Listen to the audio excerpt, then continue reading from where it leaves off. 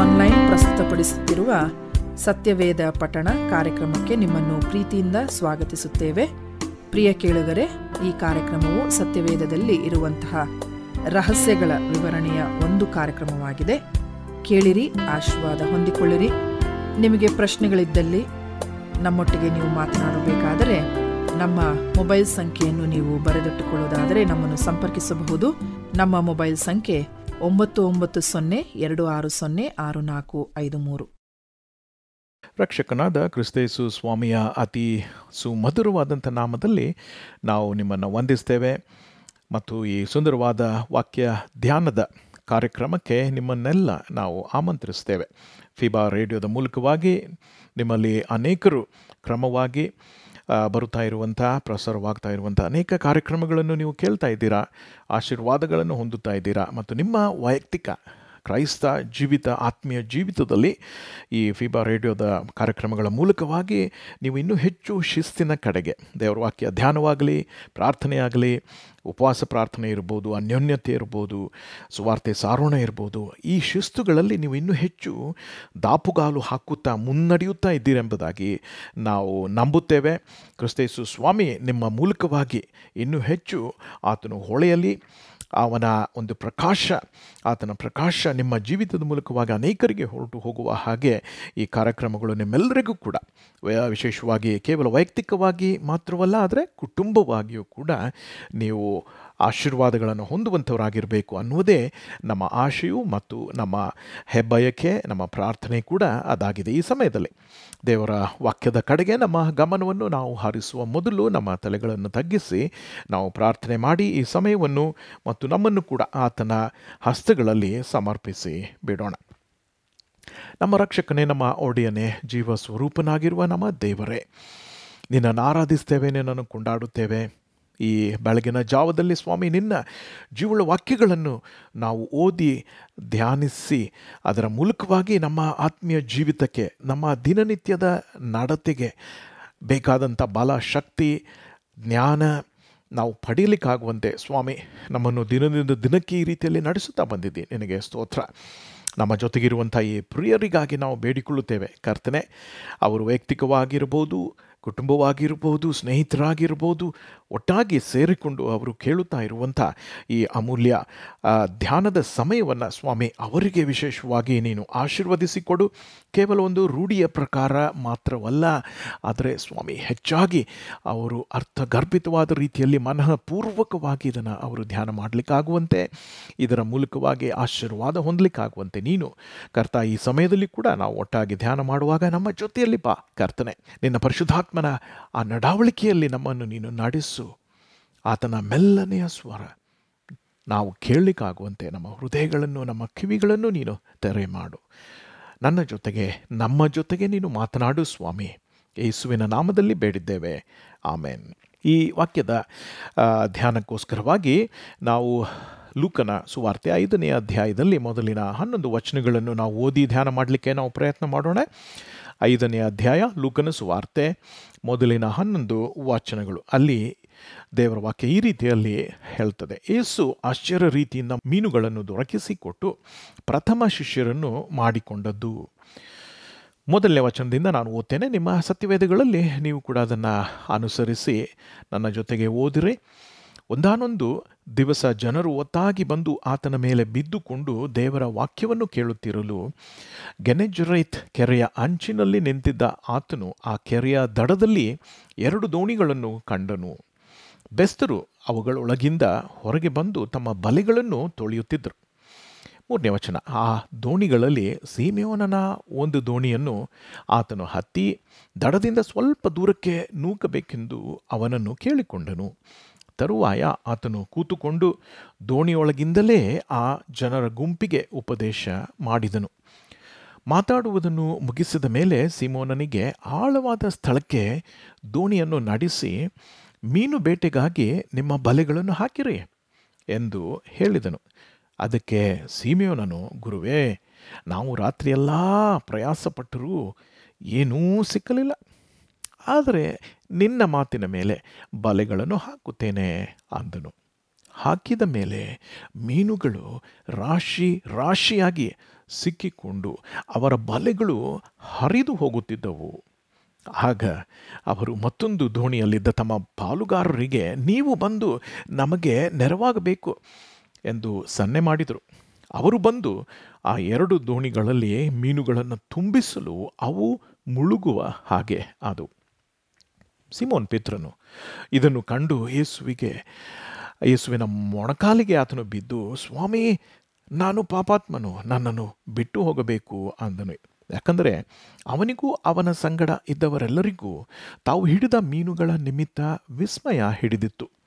ಸಿಮೋನನ ಪಾಲುಗಾರರಾಗಿ ಇದ್ದಂಥ ಜೆಬೆದಾಯನ ಮಕ್ಕಳಾದ ಯಾಕೋಬ, ಯೋಹಾನರು ಹಾಗೆಯೇ ವಿಸ್ಮಯಪಟ್ಟರು.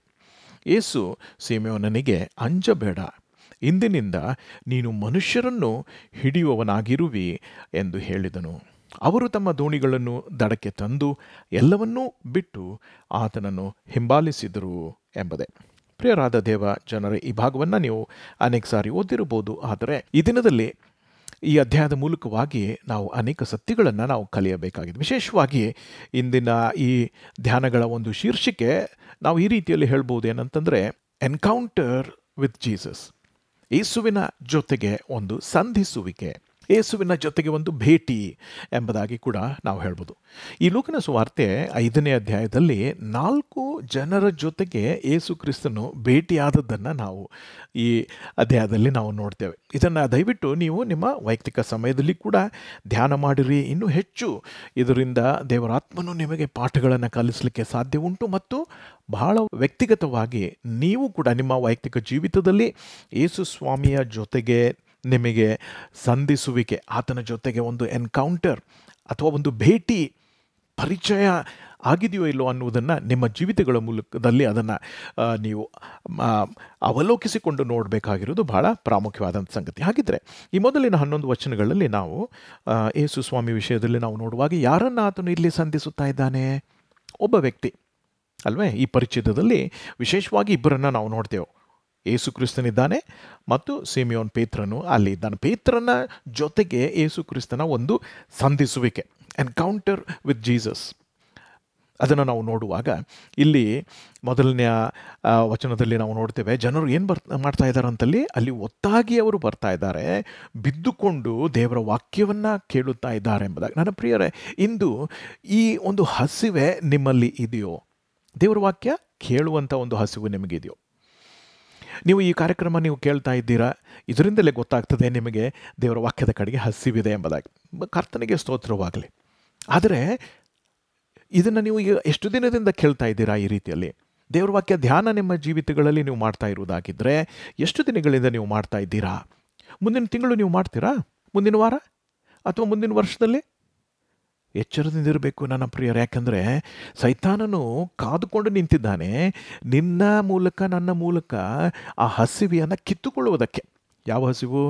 ದೇವರ ವಾಕ್ಯ ಧ್ಯಾನ ಮಾಡಬೇಕು ಅನ್ನುವಂಥ ಹಸಿವು. ಅದಕ್ಕೋಸ್ಕರವಾಗಿ ನಾವು ಎಚ್ಚರಿಕೆ ಹೊಂದದೇ ಇರುವುದಾಗಿದ್ದರೆ ಏನಾಗ್ತದೆ ಅಂದರೆ, ನಾವು ಕೂಡ ದೇವರ ವಾಕ್ಯದಿಂದ ದೂರವಾಗಿ, ದೇವರಿಂದ ದೂರವಾಗಿ ಹೋಗುವಂಥವ್ರು ನಾವು ಆಗ್ತವೆ. ಹಾಗಿದ್ದರೆ ಆ ಹಸಿವೆ ಇವತ್ತು ನಮ್ಮಲ್ಲಿ ಇರಬೇಕಾದದ್ದು ಬಹಳ ಪ್ರಾಮುಖ್ಯ. ಮುಂದೆ ನಾವು ನೋಡ್ತೇವೆ, ಯೇಸು ಕ್ರಿಸ್ತನು ಆ ಜನರಿಗೆ ಈಗ ಬೋಧನೆ ಮಾಡಬೇಕಾಗಿದೆ.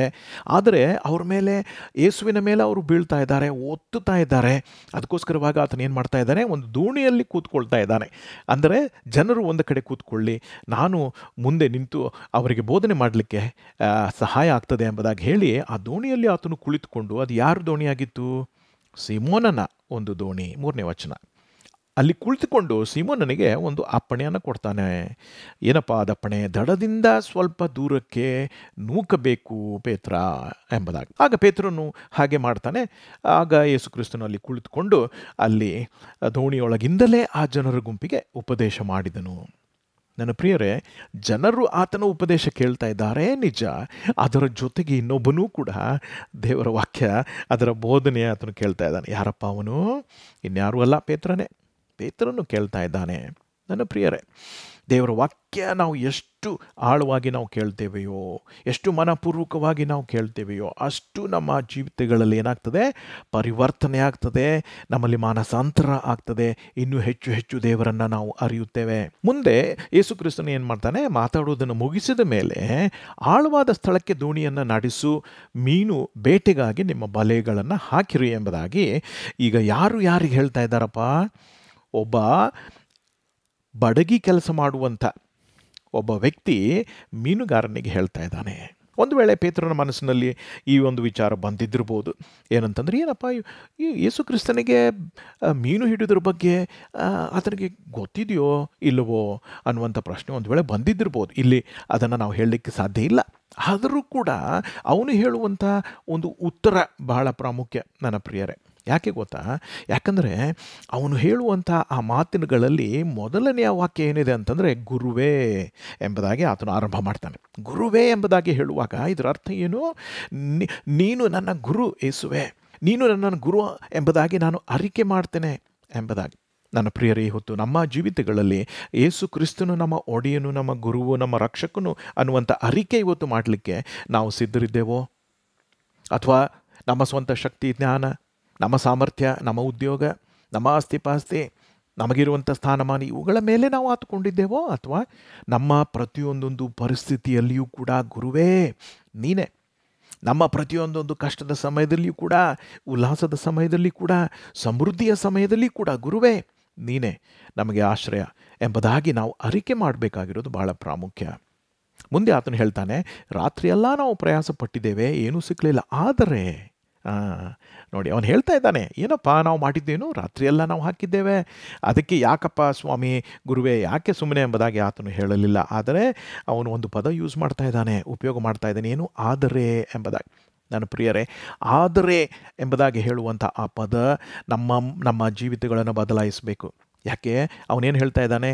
ಆದರೆ ನಿನ್ನ ಮಾತಿನ ಮೇಲೆ ಬಲೆಗಳನ್ನು ನಾನು ಹಾಕುತ್ತೇನೆ ಎಂಬುದಾಗಿ ಹೇಳಿ ಯೇಸುವಿಗೆ ವಿಧೇಯನಾಗಿ ಆತನು ಹೇಳಿದ ಹಾಗೆ ಆತನು ಮಾಡಿದ. ನನ್ನ ಪ್ರಿಯರೇ, ಹೊತ್ತು ನಾವು ಕೂಡ ನಮ್ಮ ಸ್ವಂತ ತರ್ಕ, ನಮ್ಮ ಲಾಜಿಕ್, ನಮ್ಮ ಜ್ಞಾನ ನಾವು ಉಪಯೋಗಿಸಿ ಅನೇಕ ಸಾರಿ ಯೇಸು ಕ್ರಿಸ್ತನು ಹೇಳುವಂಥದ್ದು ನಮಗೆ ಹುಚ್ಚು ಮಾತು ಎಂಬುದಾಗಿ ನಮಗೆ ತೋರ್ತದೆ ಅಲ್ವೇ? ನಾವು ಮತ್ತಾಯನ ಸುವಾರ್ತೆ 6ನೇ ಅಧ್ಯಾಯ 33ನೇ ವಚನದಲ್ಲಿ ನೋಡ್ತೀವಲ್ಲ, ಏನಂತ? ಮೊದಲು ದೇವರ ರಾಜ್ಯಕ್ಕಾಗಿ, ಆತನ ನೀತಿಗಾಗಿ ತವಕ ಪಡ್ರಿ, ಅದರ ಜೊತೆಗೆ ಇವೆಲ್ಲವುಗಳು ನಿಮಗೆ ಕೊಡಲ್ಪಡುವವು ಎಂಬುದಾಗಿ. ಅಯ್ಯೋ ಏನಪ್ಪ, ಇದು ಎಷ್ಟು ಸತ್ಯ! ಇದನ್ನು ನಾನು ಹಾಗೆ ಮಾಡಿದರೆ ಹೇಗಪ್ಪ?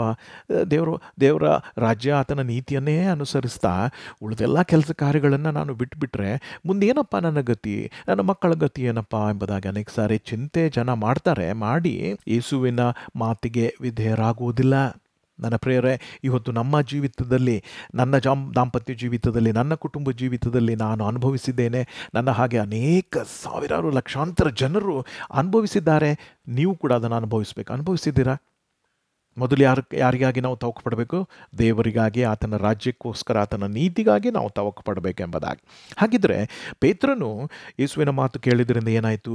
ಮೀನುಗಳು ರಾಶಿಯಾಗಿ ಸಿಕ್ಕಿಕೊಂಡವು, ಬಲೆಗಳು ಹರಿದು ಹೋಗಲಿಕ್ಕೆ ಆರಂಭವಾದವು. ಆಗ ಮುಳುಗುತ್ತಾ ಇರುವಂಥ ಆ ಹಡಗನ್ನು ಮತ್ತು ಆ ಮೀನಿನ ರಾಶಿಯನ್ನು ನೋಡಿ ಪೇತ್ರನು ಹೇಳುವಂಥ ಮಾತು ಅಲ್ಲಿ ನೋಡಿ 8ನೇ ವಚನದಲ್ಲಿ ಈ ರೀತಿಯಲ್ಲಿ, ಇದನ್ನು ಕಂಡು ಯೇಸುವಿನ ಮೊಣಕಾಲಿಗೆ ಆತನು ಬಿದ್ದು, ಸ್ವಾಮಿ, ನಾನು ಪಾಪಾತ್ಮನು, ನನ್ನನ್ನು ಬಿಟ್ಟು ಹೋಗಬೇಕು ಅಂದನು. ನನ್ನ ಪ್ರಿಯರೇ, ಯಾವಾಗ ಪರಿಶುದ್ಧನಾದಂಥ ಯೇಸು ಕ್ರಿಸ್ತನ ದರ್ಶನ ನಮಗಾಗ್ತದೋ, ಯಾವಾಗ ಪರಿಶುದ್ಧನಾಗಿರುವಂಥ ಯೇಸು ಕ್ರಿಸ್ತನ ಕ್ರಿಯೆಗಳು ಅವುಗಳನ್ನು ನಾವು ಕಣ್ಣಾರೆ ನಾವು ನೋಡ್ತೇವೋ, ಕಾಣ್ತೇವೋ, ಕೇಳ್ತೇವೋ, ಅವಾಗೇನಾಗ್ತದೆ? ನಾವು ಎಷ್ಟು ಮಲಿನರು, ಎಷ್ಟು ಹೊಲಸು ತುಟಿಯವರು, ನಾವು ಹೊಲಸಿನ ತುಟಿಯವರ ಮಧ್ಯದಲ್ಲಿ ವಾಸಿಸುವಂಥವ್ರು ಎಂಬುದಾಗಿ ಯೆಶಾಯನು 6ನೇ ಅಧ್ಯಾಯದಲ್ಲಿ ಹೇಳಿದ ಹಾಗೆ ನಾವು ಕೂಡ ಆ ಒಂದು ಅರಿಕೆಯನ್ನು ನಾವು ಕೂಡ ಮಾಡುವಂಥವ್ರು ನಾವಾಗಿದ್ದೆ. ಅದಕ್ಕೋಸ್ಕರವಾಗಿ ಯೇಸು ಕ್ರಿಸ್ತನ ಜೊತೆಗೆ ಸಂಧಿಸಿದಂಥ ಜನರ ಈ ಒಂದು ಪರಿಚ್ಛೇದಗಳನ್ನು ನಾವು ಧ್ಯಾನ ಮಾಡುವಾಗ ನಾವು ಇದನ್ನು ಕಲಿಯಬೇಕಾಗಿದೆ. ಹಾಗಿದ್ದರೆ ನನ್ನ ಪ್ರಿಯ ಸಹೋದರ ಸಹೋದರಿ, ಇವತ್ತು ನಿನ್ನ ಜೀವಿತದಲ್ಲಿ ನೀನು ಯೇಸುವನ್ನು ನೀನು ದರ್ಶನ ಮಾಡಿದ್ದೀಯೋ? ಯೇಸುವಿನ ಪರಿಚಯ ಇವತ್ತು ನಿನಗೆ ಆಗಿದೆಯೋ? ಯೇಸುವಿನ ಜೀವಳ ವಾಕ್ಯಗಳನ್ನು ಧ್ಯಾನ ಮಾಡಿದ್ದೀಯೋ?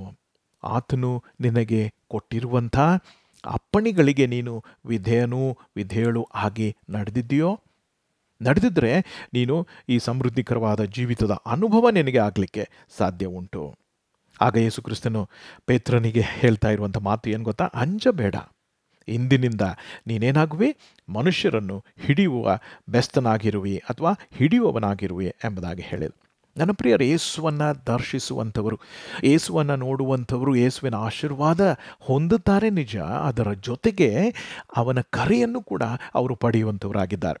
ಅವನ ಕರೆ, ಅಂಜಬೇಡ, ಇಂದಿನಿಂದ ನೀನು ಮನುಷ್ಯರನ್ನು ಹಿಡಿಯುವವನು ಆಗುವಿ ಎಂಬುದಾಗಿ ಯೇಸು ಕ್ರಿಸ್ತನು ಅಲ್ಲಿ ಹೇಳಿದ್ದನ್ನು ನಾವಿಲ್ಲಿ ನೋಡ್ತೇವೆ. ನನ್ನ ಪ್ರಿಯರ, 11ನೇ ಕೊನೆಯ ವಚನದಲ್ಲಿ ಬಹಳ ವಿಶಿಷ್ಟವಾದಂಥ ಒಂದು ಸತ್ಯ. ಯೇಸುವನ್ನು ಸಂಧಿಸಿದಂಥ ಜನರು ಏನು ಮಾಡ್ತಾರೆ? ಯೇಸುವಿನ ಮಾತುಗಳನ್ನು, ಆತನ ಅದ್ಭುತ ಕಾರ್ಯಗಳನ್ನು ನೋಡಿದಂಥವರ ಜೀವಿತದಲ್ಲಿ ಆಗುವಂಥ ಪರಿವರ್ತನೆ ನಂಬಲಿಕ್ಕೂ ಕೂಡ ಸಾಧ್ಯವಿಲ್ಲ. 11ನೇ ವಚನ ಓದಿ, ಏನಂತ ಇದೆ ಅಲ್ಲಿ? ಅವರು ಏನನ್ನು ಬಿಟ್ಟರು? ತಮ್ಮ ದೋಣಿಗಳನ್ನು ದಡಕ್ಕೆ ತಂದು ಏನನ್ನು ಬಿಟ್ಟರು? ಎಲ್ಲವನ್ನೂ ಬಿಟ್ಟು ಆತನನ್ನು ಹಿಂಬಾಲಿಸಿದರು. ನನ್ನ ಪ್ರಿಯರೇ, ನೀವು ಲೆಕ್ಕ ಮಾಡಿ, ಪಟ್ಟಿ ಮಾಡಿ. ಏನು ಗೊತ್ತಾ? ಎಲ್ಲವನ್ನೂ ಅವರು ಬಿಟ್ಟರು ಎಂಬುದಾಗಿ ಇಲ್ಲಿ ಬರೆಯಲ್ಪಟ್ಟಿರುವಾಗ ಅವರ ಜೀವಿತದಲ್ಲಿ ಎಲ್ಲವೂ ಅಂದರೆ ಏನೇನು ಎಂಬುದನ್ನು ಪಟ್ಟಿ ಮಾಡಿ. ತಮಗಿರುವಂಥ ಸ್ನೇಹಿತರು, ತಮಗಿರುವಂಥ ಉದ್ಯೋಗ, ತಮಗಿರುವಂಥ ಹಡಗುಗಳು, ತಮಗಿರುವಂಥ ಆ ಬಲೆಗಳು, ತಮಗಿದ್ದಂಥ ಆ ಆಸ್ತಿ, ಇವೆಲ್ಲವನ್ನು ಅವರು ಬಿಟ್ಟು ಯಾರನ್ನು ಹಿಂಬಾಲಿಸಿದರು? ಯೇಸುವನ್ನು, ಕರೆದಂಥ ಯೇಸುವನ್ನು ಅವರು ಹಿಂಬಾಲಿಸಿದರು. ನನ್ನ ಪ್ರಿಯರೇ, ಇವತ್ತು ಈ ಒಂದು ಕಾರ್ಯ ಪೇತ್ರ ಮಾತ್ರ ಅಲ್ಲ, ಇತಿಹಾಸದುದ್ದಕ್ಕೂ ನೀವು ಅನೇಕ ಜನರ ಚರಿತ್ರೆಗಳನ್ನು ಓದುತ್ತಾ, ಜೀವನ ಚರಿತ್ರೆಗಳನ್ನು ಓದುತ್ತಾ ಬಂದರೆ ಒಂದಕ್ಕಿಂತ ಒಂದು ನಿಮಗೆ ಗಾಬರಿಯನ್ನುಂಟು ಮಾಡುವಂಥ ಅಥವಾ ನಿಮಗೆ ವಿಸ್ಮಯವನ್ನು ಉಂಟು ಮಾಡುವಂಥ, ಆಶ್ಚರ್ಯವನ್ನು ಉಂಟು ಮಾಡುವಂಥ ಕಥೆಗಳನ್ನು ನೀವು ಓದಲಿಕ್ಕೆ ಸಾಧ್ಯವಿದೆ. ಡೇವಿಡ್ ಲಿವಿಂಗ್ಸ್ಟನ್ ಅವರು ಮಾಡಿದಂಥ ತ್ಯಾಗ, ಹಡ್ಸನ್ ಟೇಲರ್ ಅವರು ಮಾಡಿದಂಥ ತ್ಯಾಗ, ಮತ್ತು ಅಡೋನಿರಾಮ್ ಜಡ್ಸನ್ ಮಾಡಿದಂಥ ತ್ಯಾಗ, ವಿಲಿಯಂ ಕೇರಿ ಅವರು ಎಲ್ಲವನ್ನ ಬಿಟ್ಟು ಇವರೆಲ್ಲರೂ ಏನು ಮಾಡಿದರು? ಸ್ವಾಮಿಯನ್ನು ಹಿಂಬಾಲಿಸ್ತಾ ಆತನು ಕರೆದಂಥ ಕರೆಗೆ ಓಗೊಟ್ಟು ಅವರು ವಿಧೇಯರಾಗಿ ಸ್ವಾಮಿಯವರನ್ನು ಎಲ್ಲಿಗೆ, ಯಾವ ದೇಶಕ್ಕೆ, ಯಾವ ಕಾರ್ಯ ಮಾಡುವುದಕ್ಕೆ ಅವರನ್ನು ಕಳಿಸಿದನೋ ಯಾವ ಪ್ರಶ್ನೆಗಳಿಲ್ಲದೆ, ಸ್ವಾಮಿ ನೀನು ಹೇಳಿದ್ಯಾ, ನಾನು ಹೋಗ್ತೇನೆ ಎಂಬುದಾಗಿ. ನನ್ನ ಪ್ರಿಯ ಸಹೋದರಿ ಸಹೋದರ, ಇವತ್ತು ನಿನ್ನ ಜೀವಿತದಲ್ಲಿ ಯೇಸು ಸ್ವಾಮಿ ನಿನ್ನನ್ನು ಕರೆಯುತ್ತಾ ಇರುವಾಗ ನೀನು ಸಿದ್ಧನಿದ್ದೀಯೋ? ಮೊದಲು ದೇವರ ರಾಜ್ಯಕ್ಕಾಗಿ, ಆತನ ನೀತಿಗಾಗಿ ತವಕ ಪಡುವುದಕ್ಕೋಸ್ಕರ ನೀನು ಸಿದ್ಧನಿದ್ದೀಯೋ? ಅದೇ ಪ್ರಶ್ನೆ. ಯೇಸುವಿನ ದರ್ಶನ ನಿನಗೆ ಇಲ್ಲದೆ ಇರುವುದಾಗಿದ್ದರೆ, ನೀನು ಈ ವಾಕ್ಯ ಧ್ಯಾನ ನಾವು ಮಾಡ್ತಾ ಇರುವಾಗಲೇ ನಿನಗೆ ಆ ಒಂದು ದರ್ಶನ ದೇವರು ನಿನಗೆ ಕೊಡ್ತಾ ಇದ್ದಾನೆ. ಅದರ ಮೂಲಕವಾಗಿ ನೀನು ತಿಳಿದುಕೋ, ಕಲಿತುಕೋ, ಮತ್ತು ಆತನನ್ನು ಹಿಂಬಾಲಿಸ್ತಾ ಇನ್ನು ಹೆಚ್ಚು ಆತನ ಮುಂದೆ ಆತನ ಮಹಿಮೆಗೋಸ್ಕರವಾಗಿ ಜೀವಿಸುವಂಥ ಮಕ್ಕಳು ನಾವೆಲ್ಲರೂ ಆಗಲಿಕ್ಕಾಗುವಂತೆ ನಿಮ್ಮನ್ನು ವಿಶೇಷವಾಗಿ ನಮ್ಮೆಲ್ಲರನ್ನೂ ದೇವರು ಆಶೀರ್ವದಿಸಿ ನಡೆಸಲಿ. ಆಮೇನ್.